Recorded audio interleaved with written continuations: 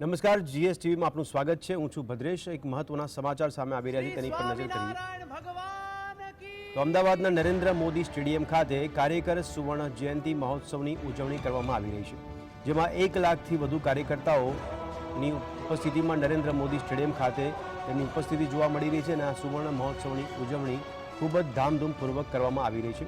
ત્યારે વડાપ્રધાન નરેન્દ્ર મોદી આ કાર્યક્રમમાં વર્ચ્યુઅલી જોડાવાના છે।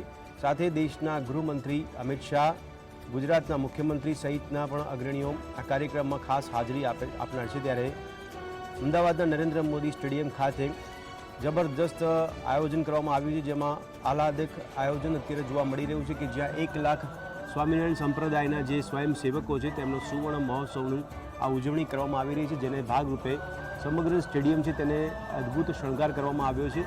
समग्र स्टेडियमनी अंदर 1 लाख स्वयंसेवको उपस्थित होय ત્યારે અદ્ભુત રોશનીથી શણગાર કરવામાં આવ્યો હોય તેવું સ્ટેડિયમ અત્યારે નજારો જોવા મળી રહ્યો છે। અમદાવાદના નરેન્દ્ર મોદી સ્ટેડિયમને એક અલગ જ રોનક આપવામાં આવી હોય તેવા દ્રશ્યો હાલમાં નરેન્દ્ર મોદી સ્ટેડિયમ ખાતેથી જોવા મળી રહ્યા છે। મોટેરા ખાતે આવેલ અમદાવાદમાં નરેન્દ્ર મોદી સ્ટેડિયમમાં અદ્ભુત નજારા અત્યારે સામે આવી રહ્યા છે, જેમાં ઉજવણીના ભાગરૂપે સ્વામિનારાયણ સંપ્રદાયના સ્વયંસેવકો એટલે બીએપીએસ સંસ્થા દ્વારા કાર્યકર સુવર્ણ મહોત્સવની ઉજવણી ધામધૂમપૂર્વક કરવામાં આવી રહી છે। 1-2 કાર્ય स्वयंसेवकથી શરૂઆત થઈને સમગ્ર જે માળખું છે તે 1 લાખ કાર્યકર્તા સુધી પહોંચ્યું છે। 1 લાખ સ્વયંસેવકો જોડાયા છે આ સંપ્રદાય સાથે અને તેમાં તેઓ સ્વામિનારાયણ સંપ્રદાયમાં અદ્ભુત સેવા આપી રહ્યા છે। ત્યારે એ જ કાર્યકરોનું માન સન્માન જળવાય અને તેમનો ઉત્સાહ વધે તેને ધ્યાનમાં રાખીને 1 લાખ કાર્યકર સુવર્ણ મહોત્સવનું આયોજન બીએપીએસ સંસ્થા દ્વારા અમદાવાદના નરેન્દ્ર મોદી સ્ટેડિયમ ખાતે કરવામાં આવ્યું છે, જેમાં મોટી સંખ્યામાં કાર્યકર્તાઓ સ્વયંસેવકોની હાજરી જોવા મળી રહી છે અને આ મહત્વપૂર્ણ કાર્યક્રમમાં વડાપ્રધાન દેશના વર્ચ્યુઅલી જોડાવાના છે। નરેન્દ્ર મોદી વર્ચ્યુઅલી આ કાર્યક્રમમાં હાજરી આપશે। સાથે સાથે વિશેષ ઉપસ્થિતિ દેશના ગૃહમંત્રી અમિત શાહ સહિત ગુજરાત રાજ્યના મુખ્યમંત્રી સહિતના અગ્રણીઓ પણ આ કાર્યક્રમમાં જોડાઈ રહ્યા છે। आज जब हम कार्यकर सुवर्ण महोत्सव को आगे बढ़ा रहे हैं, तब भारत के प्रभावशाली प्रधानमंत्री श्री नरेंद्र भाई मोदी जी भी इस समारोह में शामिल होने के लिए उत्साहित थे, परंतु पूर्व निर्धारित कार्यक्रमों के कारण वे आज यहाँ उपस्थित नहीं रह सके हैं। फिर भी उन्होंने अपनी शुभेच्छा वीडियो के माध्यम से भेजी है। आइए समारोह के इस प्रारंभिक सत्र में ही प्रधानमंत्री जी के शब्द संदेश को सुने वीडियो के माध्यम से। जय स्वामीनारायण। परम पूज्य गुरु हरि महंत स्वामी महाराज, श्रद्धेय संतगण, सत्संगी परिवार के सभी सदस्य, अन्य महानुभाव और विशाल स्टेडियम में पधारे देवी और सज्जनों, कार्यकर सुवर्ण महोत्सव के इस अवसर पर मैं भगवान स्वामीनारायण के चरणों में प्रणाम करता हूं। आज प्रमुख स्वामी महाराज की 103वीं जन्म जयंती का महोत्सव भी है। मैं गुरु हरि प्रगट ब्रह्म स्वरूप प्रमुख स्वामी महाराज को भी नमन करता हूं। भगवान स्वामीनारायण की शिक्षाएं, प्रमुख स्वामी महाराज के संकल्प आज परम पूज्य गुरु हरिमहंत स्वामी महाराज के श्रम और समर्पण से फलित हो रहे हैं। ये इतना बड़ा कार्यक्रम, 1 लाख कार्यकर्ता युवाओं और बच्चों द्वारा बीज, वृक्ष और फल के भाव को अभिव्यक्त करते हुए सांस्कृतिक कार्यक्रम मैं आपके बीच भले ही साक्षात उपस्थित नहीं हो सका हूं, लेकिन मैं इस आयोजन की ऊर्जा को हृदय से महसूस कर रहा हूं। इस भव्य दिव्य समारोह के लिए मैं परम पूज्य गुरु हरि महंत स्वामी महाराज का, सभी संत जनों का अभिनंदन करता हूं उन्हें नमन करता हूं। साथियों, कार्यकर सुवर्ण महोत्सव सेवा के 50 वर्ष की यात्रा का एक महत्वपूर्ण पड़ाव है। 50 वर्ष पहले स्वयंसेवकों का रजिस्ट्रेशन करके उन्हें सेवा कार्यों से जोड़ने की शुरुआत हुई। उस समय कार्यकर्ताओं का रजिस्ट्रेशन कराने के बारे में कोई सोचता भी नहीं था। आज ये देखकर बहुत खुशी होती है कि बीएपीएस के लाखों कार्यकर पूरी श्रद्धा और समर्पण से सेवा कार्यों में जुटे हैं। किसी संस्था के लिए ये बहुत बड़ी उपलब्धि है। इसके लिए मैं आपको बधाई देता हूं, अपनी शुभकामनाएं देता हूं। साथियों, कार्यकर सुवर्ण महोत्सव भगवान स्वामीनारायण की मानवीय शिक्षाओं का उत्सव है। ये सेवा के उन दशकों की गौरव गाथा है जिसने लाखों करोड़ों लोगों का जीवन बदला। ये मेरा सौभाग्य है कि मैंने बाप्स के सेवा अभियानों को इतने करीब से देखा है। मुझे उनसे जुड़ने का अवसर मिला है।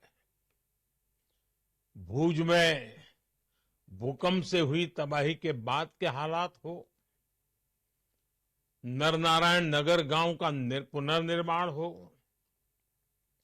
चाहे केरला की बाढ़ हो या उत्तराखंड में भूस्खलन की पीड़ा हो, या फिर हाल ही में कोरोना जैसी वैश्विक महामारी की आपदा, हमारे कार्यकर साथी हर जगह परिवार भाव से खड़े होते हैं, करुणा भाव से सबकी सेवा करते हैं।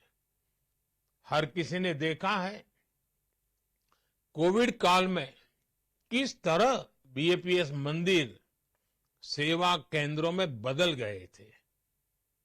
मैं एक और प्रसंग भी आज याद करना चाहूंगा। लोगों को इसके बारे में बहुत कम पता है।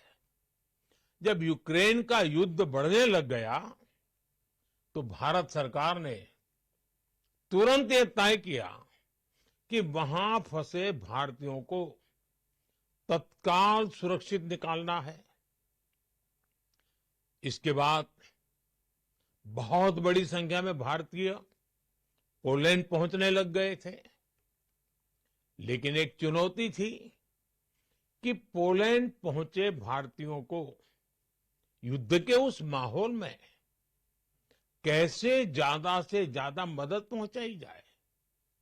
उस समय मैंने बीएपीएस के एक संत के साथ बात की और ये बात मुझे लगता है शायद आधी रात बीत चुकी थी, 12 या 1 बजा था रात को, तब मैंने बात की थी। उनसे मैंने आग्रह किया कि बड़ी संख्या में जो भारतीय पोलैंड पहुंच रहे हैं उनकी मदद के लिए मुझे आपका सहयोग चाहिए। और मैंने देखा कि कैसे पूरे यूरोप से रातों रात बीएपीएस के कार्यकरों को आपकी संस्था ने एकजुट कर दिया। आप लोगों ने युद्ध के माहौल में पोलैंड पहुंचे लोगों की बहुत बड़ी मदद की। बीएपीएस की ये ताकत वैश्विक स्तर पर मानवता के हित में आपका ये योगदान बहुत ही प्रशंसनीय है। और इसलिए आज कार्यकर स्वर्ण महोत्सव में मैं आप सभी का आभार व्यक्त करता हूं। आज बीएपीएस के कार्यकर दुनिया भर में सेवा के माध्यम से करोड़ों लोगों के जीवन में परिवर्तन ला रहे हैं। अपनी सेवा से करोड़ों आत्माओं को स्पर्श कर रहे हैं और समाज के अंतिम छोर पर खड़े व्यक्ति को सशक्त कर रहे हैं। और इसलिए आप प्रेरणा है, पूज्य है, वंदनीय है। साथियों, बीएपीएस के कार्य पूरे विश्व में भारत के सामर्थ्य, भारत के प्रभाव को ताकत देते हैं।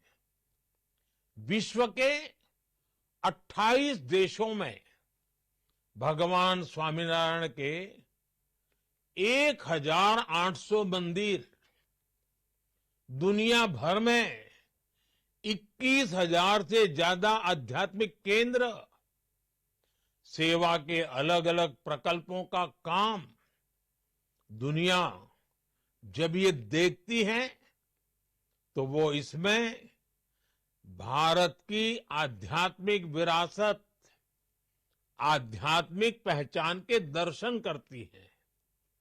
ये मंदिर भारत के सांस्कृतिक प्रतिबिंब है। विश्व की सबसे प्राचीन जीवंत संस्कृति के केंद्र है।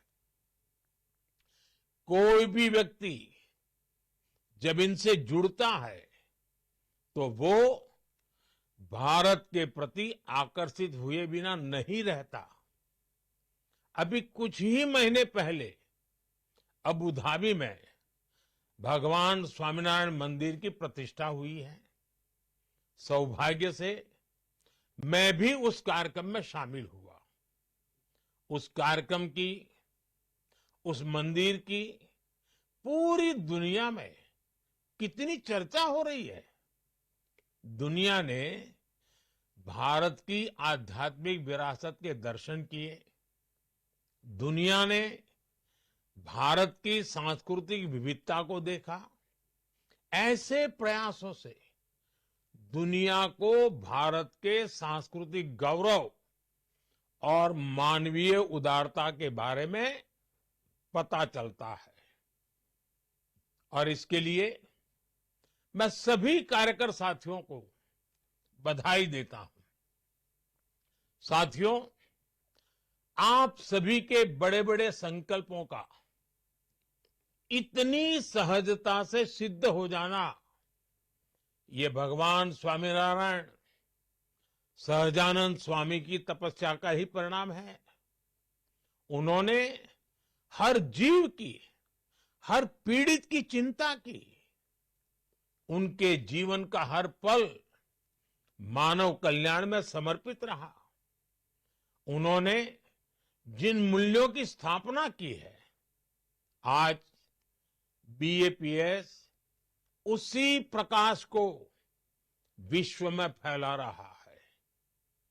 बीएपीएस के इन कार्यों को एक गीत की कुछ पंक्तियों के माध्यम से समझाया जा सकता है।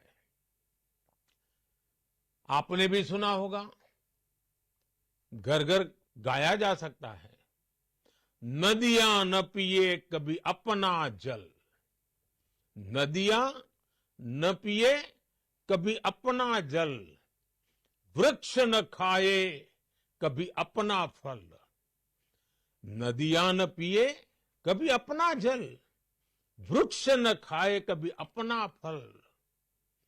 अपने तन का, मन का, धन का दूजों को दे जो दान है, वो सच्चा इंसान। अरे इस धरती का भगवान है।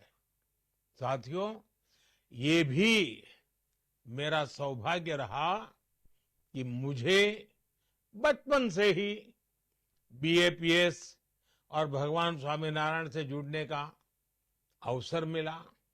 इस महान प्रवृत्ति से जुड़ने का अवसर मिला। मुझे प्रमुख स्वामी महाराज का जो प्रेम और स्नेह मिला, वो मेरे जीवन की पूंजी है। उनके साथ कितने ही व्यक्तिगत प्रसंग है जो मेरे जीवन का अभिन्न हिस्सा बन गए हैं। जब मैं सार्वजनिक जीवन में नहीं था, जब मैं मुख्यमंत्री नहीं था, और जब मुख्यमंत्री बना, जब प्रधानमंत्री बना, हर पल उनका मार्गदर्शन रहा।